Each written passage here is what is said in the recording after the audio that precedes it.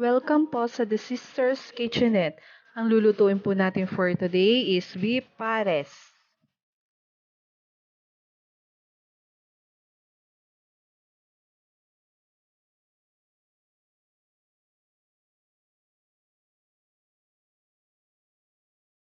Ang mga ingredients po para sa ating beef pares: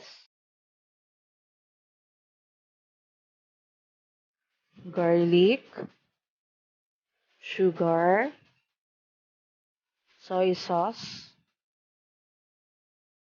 slurry, star anise, salt, ginger, onion, spring onion, cooking oil, oyster sauce, black pepper, karne ng baka. Pwede po tayo gumamit ng beef breast or beef meat na iniwa po natin into cubes. Water. Kailangan po natin ng water para mapalambot po natin.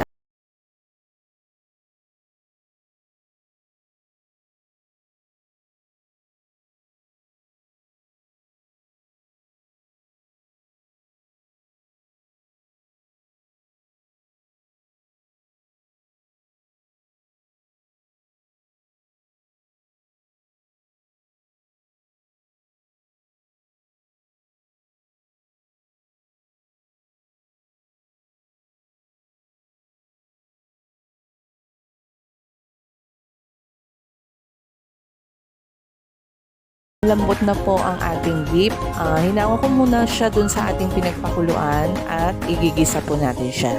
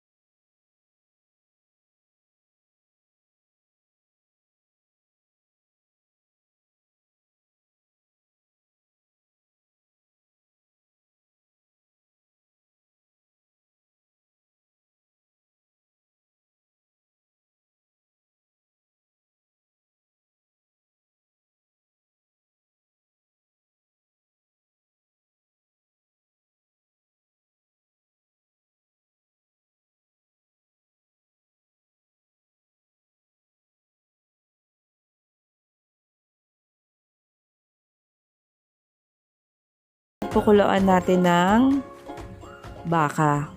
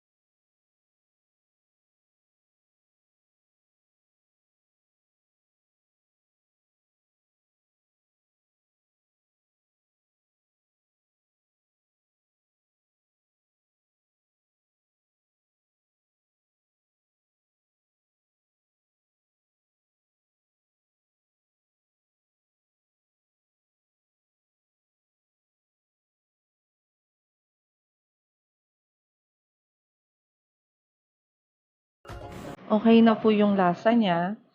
Pwede na po natin ilagay yung ating pampalapot. Unti-unti lang po natin ilagay habang hinahalo natin. Hanggang sa deserve natin na lapot na ating sauce.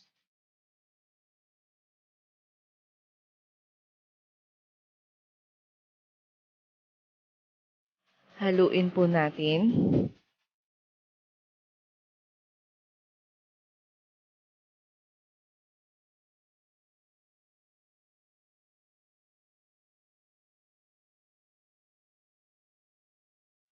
Ready na po ang ating beef pares. Pwede na po natin ilagay ang spring onion on top.